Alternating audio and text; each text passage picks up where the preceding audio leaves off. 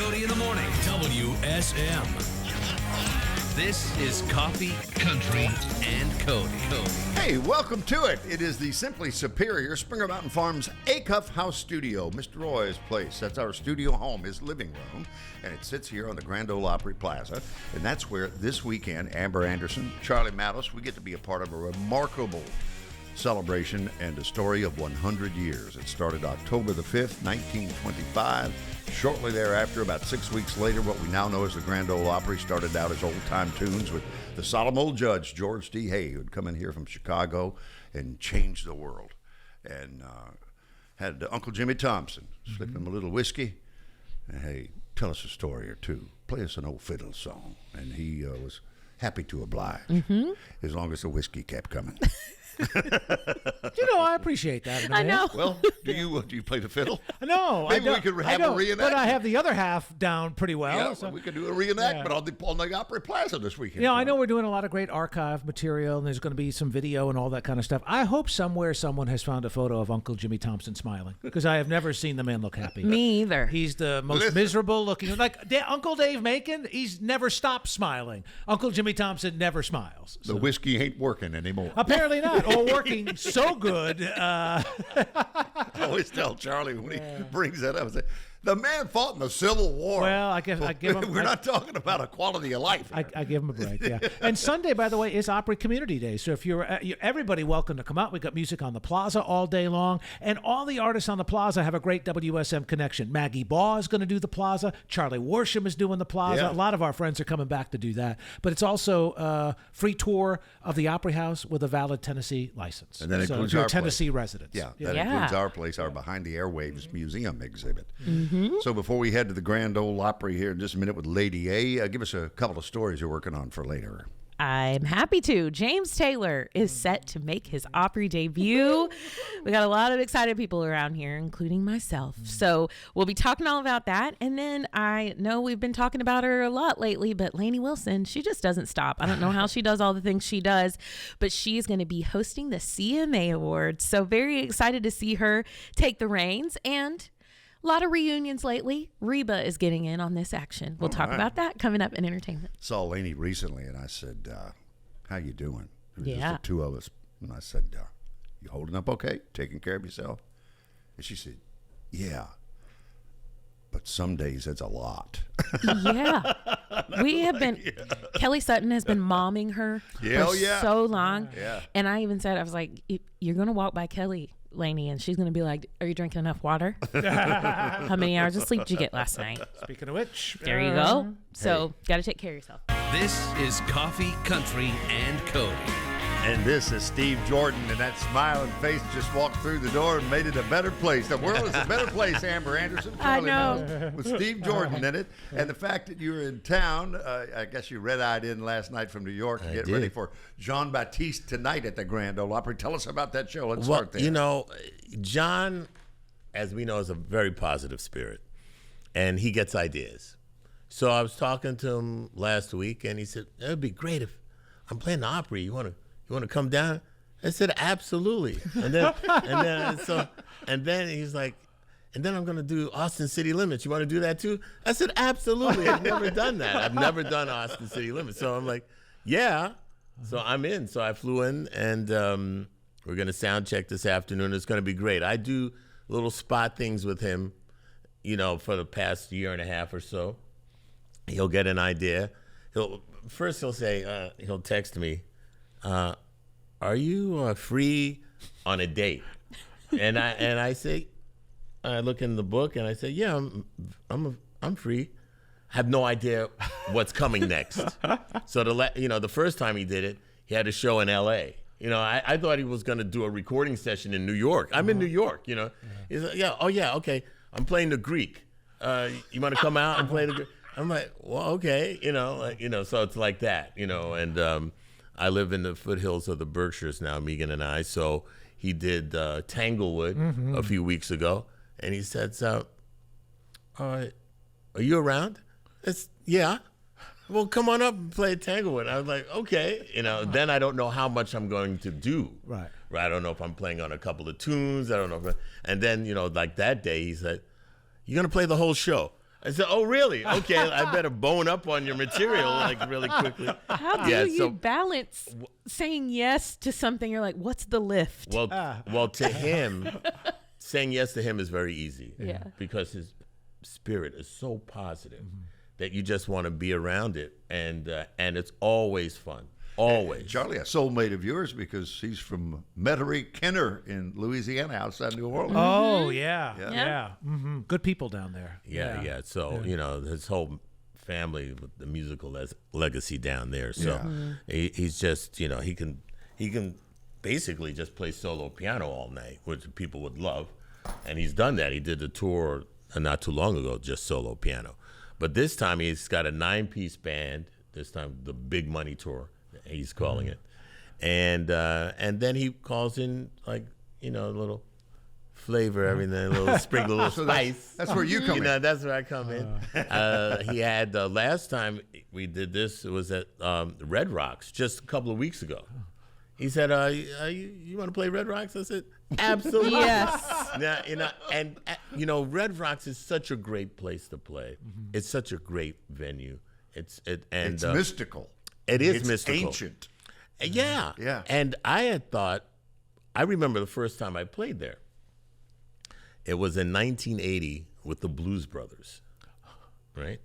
And I played with John Mayer at the Gorge, but I thought in my mind that maybe it was, Red Rocks, but it was a Gorge. So basically, I hadn't played Red Rocks in 45 years. Wow. Which was kind of even scary to say. Yeah, am I that old? I was like, what? 45 years. 45 years ago I played there? Are you kidding me? So at any rate, basically none of the band was born when the first time I played there.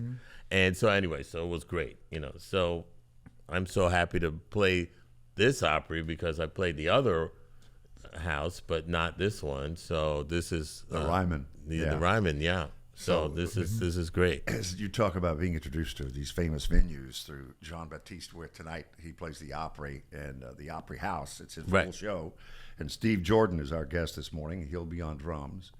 But just before we went on the air, we were talking. You mentioned Austin City Limits. Yeah. And Delbert McClinton came to mind. And as you mentioned the Blues Brothers, you said off the air, guess who turned me on to Delbert McClinton years ago? It was John Belushi.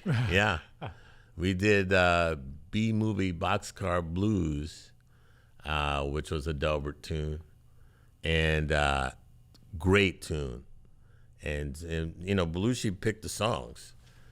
Belushi, being from Chicago, he really knew a lot about that music. And so, I started listening more intently to that music once we decided to do the band, because it was a real band. It wasn't a lot of people thought it was going to be just a comedy sketch, they didn't know that we were going to get like Matt Guitar Murphy, who played on some of those Chess records, and of course Steve Cropper and Duck Dunn, and so when we actually played, people were in shock. They didn't expect this. It's like, oh my God, what's happening? And they're getting bowled over. They were thinking SNL. They got a real show. Exactly. They had no idea, and we knew that they didn't really know. So we were looking forward. We were so looking forward to blowing everybody's minds, and we did that. Oh wow! Now you spent much of 2024 with people who they knew what they were going to get, and you didn't want to disappoint, because you toured all of North America with the Rolling Stones. Yeah, absolutely. Yeah. I've done. I think that was my third tour with them. It's hard to believe. Yeah. I've been working off and on with them in studio and stuff since 1985, and of course I started writing and recording with Keith in '87, and. But to play with them it's. I described it on the first tour. It was like being strapped on the outside of a rocket ship, being thrown I can only imagine. That's what it's like. Wow. And I tell you, the very funny thing. the first show I did with them, I guess it was in 21 or 22 or something. It was in St. Louis. And I'm playing, and I'm like, and I've played in very, very intense, high-pressure situations, basically my whole life, quite frankly, because I started in Saturday Night Live when I was a teenager, and I didn't really realize that there were millions of people watching the show. You know what I mean? Yeah. When you're a kid, I likened it to like college athletes. When they're playing in front of, if you're playing for the Wolverines of Michigan, there are 80,000 people in the stands. There are like millions of people watching, but you're a teenager and you're making these catches, you're making these, you don't really realize, So that's what it was like at Saturday Night Live. But now when you really realize what's going on, it's like, oh my God. So the funny thing about my first show with them was that as I'm playing the show, and we're getting down and we're doing the thing and everything, and then like 3/4 of the way through, when we're getting toward the end of the show, I realized that I had never seen a complete Rolling Stones show. I'd never seen a whole show, because you always leave before the end so you can beat the traffic out. And when you're a guest of theirs, they have a bus, like all the guests now have to leave prior, because they all do a runner after the show with the police escorts and the whole thing to leave so you don't get stuck. So I had never seen a whole show. So I'm playing the show, and this is a good show. You go, Mick. This is really good. And then we're playing Satisfaction, and I never get to see them play Satisfaction because I'm gone. We're gone. Yeah, Satisfaction. All right. Well, night after night, it's a Hall of Fame set list. So, it is. And I love Ronnie Wood's hand-drawn set lists for every show. Yes. I didn't realize what an artist he was. Oh, he is. It's cool. He's a true artist. And Keith is an artist too, as well. Yeah. But and I have the very first rehearsal set list that he gave to me. Oh. I have it hanging in my office. Yeah. Oh. It's really cool. So catch me up on the verbs, and we're going to feature music. I Need Glue. Well, Megan Voss, my incredible, way better half, and I, we just did a tour of Japan in December of last year, and it was, highly successful. And we are in the process of recording a new album called Garage Sale. We're a rock and roll band. We're a straight up rock and roll band. And with Tamio Okuda, a great guitar player from Japan, and Chris Bruce on bass, who is a great player and producer. He's played with a lot of people. He produced Michelle Indigliacello's last record and stuff. He's wonderful. So that's the combo. And sometimes we record, Megan and I just do everything ourselves. It really depends on the availability of the whole band, quite frankly. And our first record, we played everything ourselves. So this track, I Need Glue, is from a tribute album to kind of a punk / power pop band called the Flash Cubes. We're highly successful in the Northeast, and a lot of rockers came out of the Northeast, that Syracuse area, that upstate New York area. And so a tribute album called Make It Happen, and with various acts doing cover versions. So Paul Armstrong wrote the tune, dear friend of Megan's, and now a friend of mine. And he was thrilled that we were going to do this song. And he said, do what you want with it. So Megan kind of rewrote the song in a way, and so it really sounds like us, and it's just a flat out blazing little freaking thing, and we had fun doing it. Yeah. You know what? We're gonna share it all over the world right now. I Need Glue from the verbs. This is Coffee, Country, and Cody. So when I got on the plane last night to come here, Max read 7 scoreless innings. I'm feeling good when I got on the plane. when I got off the plane, I was so depressed. Yeah. Like, what happened? Yeah. Now, see, you and I have had similar experiences. We were talking that you kind of got mad at the Yankees when they didn't re-sign Juan Soto, and then That's he went right. cross town to Flushing over That's the Mets. right. Right.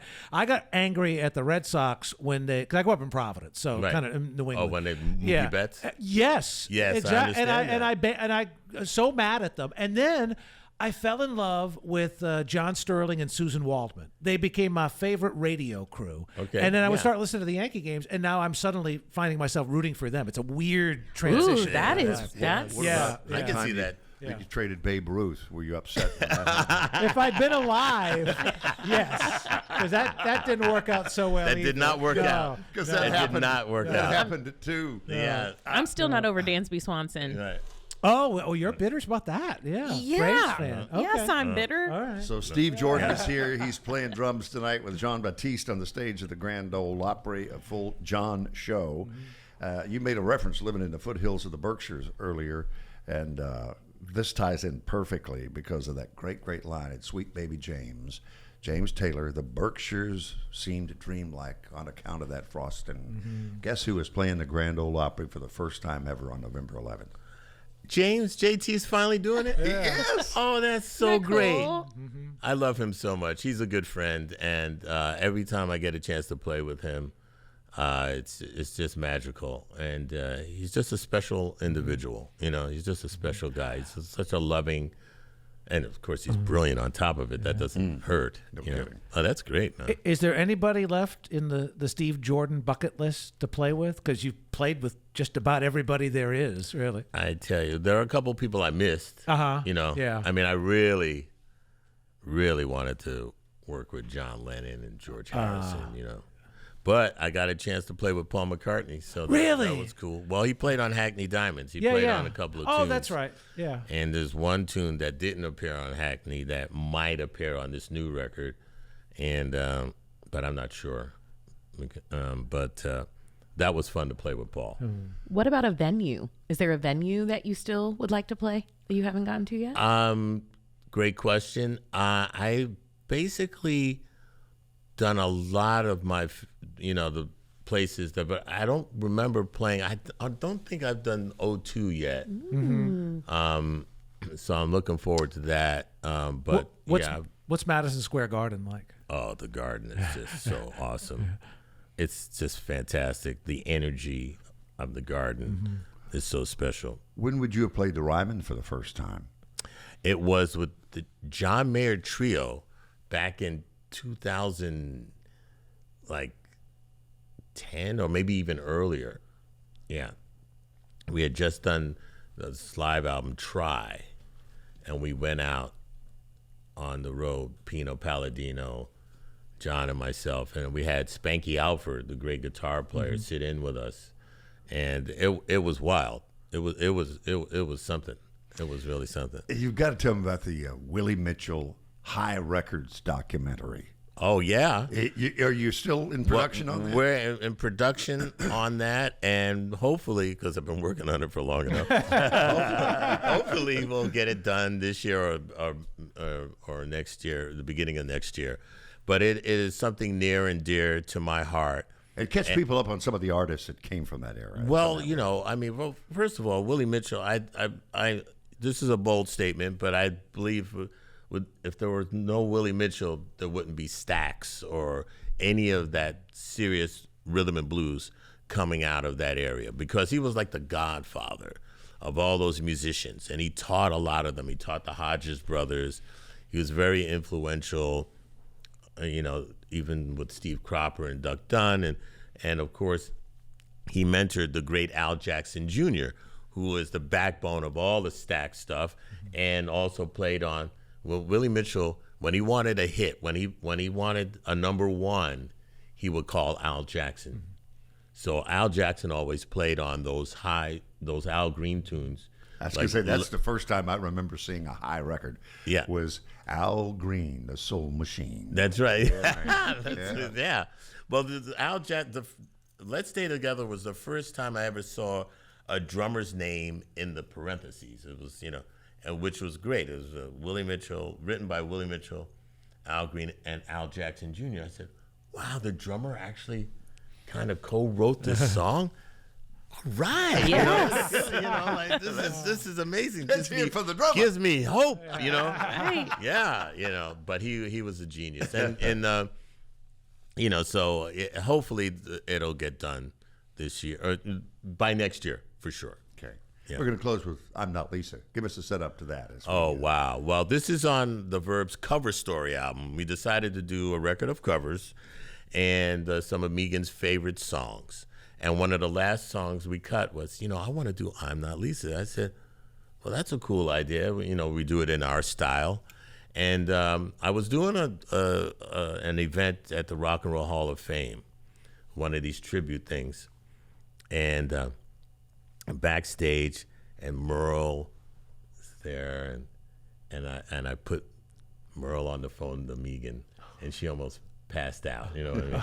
And then I told Jesse, I said, we did a cover of I'm Not Lisa, and I got to play it for her sometime afterwards or whatever, and she actually dug it, you never really want to do that. You're not really sure what kind of reaction you're going to get, but, I was feeling very bold at that time. So at any rate, we loved the song, and we had a good time cutting this track. Steve, I wish we saw you more. It's always a delight. This is such a pleasure, and the new I love the new digs. Yeah. Thank you. Yeah, Very good. And as I said off the air, you guys are tight, man. This is what a great show. This is just so easy. If Marty So Stewart is watching, I want you to know there are 2 pocket silks in the house this morning. That's right, Marty. You got that? That's right, Marty. You got the scarves. We got the pocket silks. We are in the pocket. John Batiste tonight at the Grand Ole Opry. Steve Jordan. The Verbs. Hey, it's Coffee, Country, and Cody. That's Keith Urban all over the world on WSM Radio, Circle Country Television. A gorgeous morning on the Grand Ole Opry Plaza. You can be a part of a gorgeous weekend where we celebrate 100 years of WSM Radio. Amber Anderson. I'm pumped. It's a family affair on Sunday. Come be a part of the family. Cannot wait. We will take you in. And actually give you a Sunday night opera show at 7 o'clock. But day-long activities on the plaza. And that also, of course, includes Community Day, where with your valid Tennessee ID, you can tour the Opry and our WSM Museum behind the airwaves, just adjacent. And It's such a great tour, too. oh, yeah. Just yeah. next level. And we want to thank, we talked about them a little bit earlier this morning because I pulled up their website. It's terrific. You need to check this out. The pumpkindispatch.com. The pumpkindispatch.com. Adams, Tennessee, Robertson County. I learned yesterday we had so many mutual friends as the girls were unloading and decorating for us, both here in studio and out on the plaza. But the 7th generation of farmers over in western Robertson County. I was just so thrilled to hear that. It's really cool. And it looks it's beautiful, so isn't it? amazing. Yeah, they're I'm everywhere. I don't know what they brought them in. If it looked like a semi, should have pulled up and unloaded all I walked in and I said, pumpkins. Lots of pumpkins. Lots of pumpkins. Yeah. It's feeling like fall. I wish the weather would follow suit just a little bit. Yeah. I'm not ready for winter, but just a little chill. There's this huge white one with our logo on it. I out there, know. and it pops. It's our It's our cool. maroonish color that we use in a lot of stuff. And but anyway, gorgeous. And you can see all that again anytime as we celebrate this Opry 100 this fall, but particularly this week when we turn 100. Yes, come hang out with us. All right, you know who's going to be coming to hang out with us in November? We just talked about this with Steve Jordan. James Taylor is set to make his Opry debut. Yeah, and Steve's sitting there going, oh yeah, my neighbor. He's a James friend Taylor. of mine. Yeah. He's a friend. I'm like, Of course he is. okay. Yeah. The list of his friends. It's just, I mean, we were just talking about all the people we didn't get to talk about. Well, we didn't get to Aretha. Or Stevie Wonder or any of We that. didn't Bob get to Dylan? Bob Dylan. Yeah, that's wild. But we are so excited to welcome James Taylor to the Opry November 11th. Opry executive producer, Opry Dan Rogers. They've really leaned into the singer-songwriter storytellers in our Opry 100 celebration, and James is a part of that. So excited. He obviously has had numerous country collaborations, and to see him take our Opry stage is going to be super special. And we've got Vince and Emmylou on that night as well. So it's definitely going to be a night to remember. Yes. Very, very excited about that. It's also Veterans Day. I want to say Yes, that. yes, So that lineup makes it has extra. lots of lots of veteran ties to it. It does. And, Gary Sinise, right? And the Lieutenant Dan Band, Charlie. They're going to be there. Scotty Hastings. Scotty Hastings, yeah. So my little claim to fame, my very first iPhone photo, I got my iPhone 3, decided to take a walk downtown, walked up to TPAC. Here comes James Taylor's tour bus. The very first photo ever taken on an iPhone by me, May 13th, 2009, is me and James Taylor.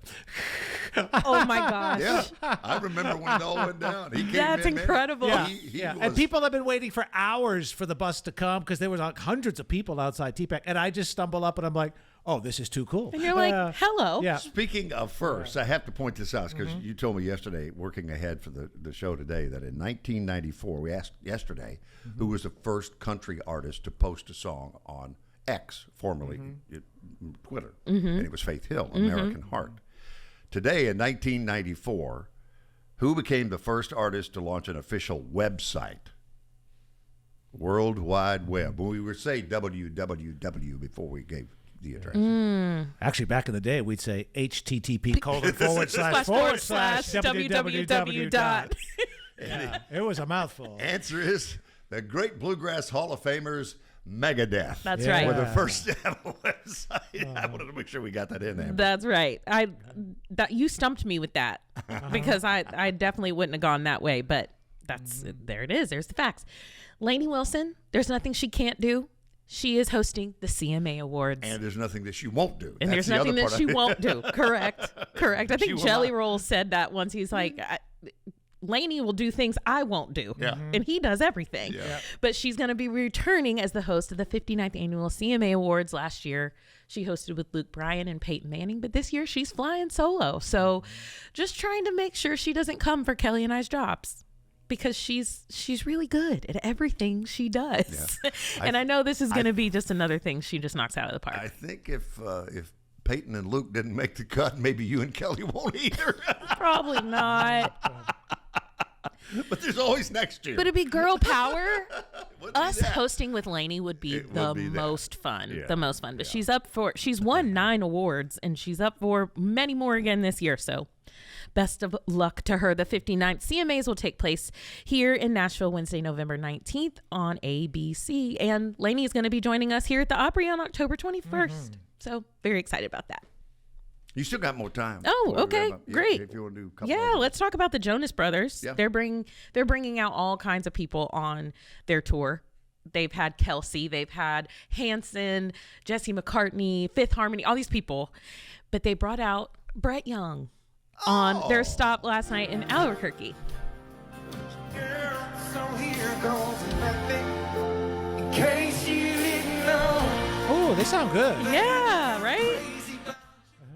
I mean, this collab situation, I'm thinking the Joe Bros need to do a full country collab project. Well, Kelsey Ballerini famously opened for them a couple of years Right. ago. They Right. did the whole tour. Exactly. Right, yeah. Exactly. So I'm telling you, I think that they're doing this thing where they're bringing all these different, artists from all different genres, but country's really, we're showing up, and to do a Brett Young song too.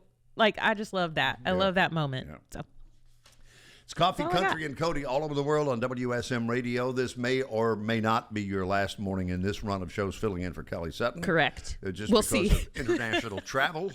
And I would be prepared to come in tomorrow I'm prepped. morning. Yeah. I'm prepped. of course, the government's shutting down, so that's something to look forward to Oh, between now yeah. and tomorrow's show. Yeah, and you got to go through customs. That's true. Okay. Well, I'll be prepared. Yeah. Maybe not. We'll see. Kelly would be here, but she's in international timeout with That's her right, family yeah. because of the government shutdown. Amber Anderson, Charlie Matos, Andy Nye, and Jeff Roberts. I'm Billy Boy. This is Coffee, Country, and Cody from the Grand Ole Opry Plaza, WSM Radio, Circle Country Television.